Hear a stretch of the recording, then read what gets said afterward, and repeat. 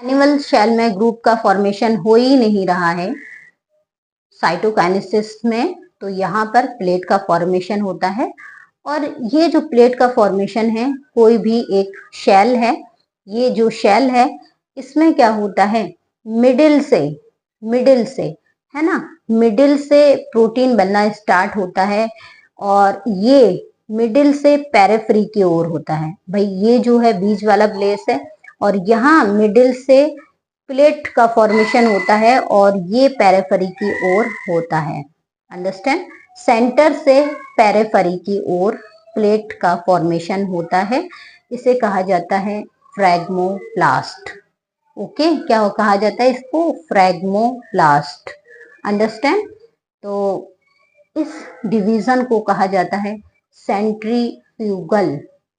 Centrifugal यानी centre से periphery की ओर प्लेट फॉर्मेशन से प्लांट में साइटोकाइनेसिस की प्रोसेस कंप्लीट हो जाती है और शेल दो भागों में डिवाइडेड हो जाती है।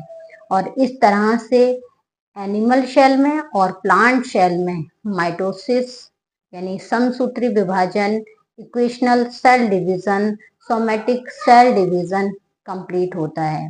लास्ट वाले पॉइंट को याद रखिए, साइटोकाइनेसिस एनिमल सेल में ग्रुव फॉर्मेशन से होता है। ग्रुव पेरिफेरी से सेंटर की ओर बनते हैं। इस डिवीजन को कहा जाता है सेंट्रीपिटल डिवीजन। और प्लांट शेल में प्लेट का फॉर्मेशन होता है साइटोकाइनेसिस के डिवीजन के लिए, यानी साइटोप्लाज्म के डिवीजन के लिए। और ये जो प्लेट का फॉर्मेशन है ये सेंटर से पेरिफेरी की ओर होता है और इस साइटोकाइनेसिस के डिवीजन को कहा जाता है सेंट्रीफ्यूगल। तो एनिमल शेल में बाय ग्रूव साइटोप्लाज्म डिवाइडेड होता है, सेंट्रीपिटल डिवीजन होता है। प्लांट शेल में by plate formation cytoplasm divided होता है और यहाँ सेंट्रीफ्यूगल कहा जाता है।